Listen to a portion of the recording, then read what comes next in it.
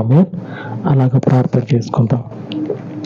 పరిశుద్ధుడ మహోన్నతుడు అయ్యున్న పరలోకపు తండ్రి, మీ దయగలిగిన పాదముల చెంత ప్రార్థిస్తూ ఉండగా చెప్పబడినటువంటి వాక్యమును తండ్రి అనేకుల హృదయాలలో నాటి వారి యొక్క మనోనేత్రాలను వెలిగించమని, జీవమయ్యున్నటువంటి ఈ వాక్యమును తండ్రి హృదయమందుంచుకొని వాక్యానుసారముగా నడుచుటకు, జీవించుటకు, బలము పొందుటకు, తద్వారా తండ్రి స్థిరపరచబడుటకు మీ సహాయమును నీ ప్రజలకు అనుగ్రహించమని, మీ కృప కలిగిన పాదముల చెంతనైనా ఈ ప్రార్థన మనవులను ప్రతిష్ఠ చేయించు ఉండగా ఈ పరిచర్యను విస్తరింపచేయమని మీ దయగలిగిన నామమునకు ప్రార్థిస్తూ యేసుక్రీస్తు మహిమ కలిగిన నామమున ప్రార్థించి వేడుకొనుచున్నాను తండ్రి.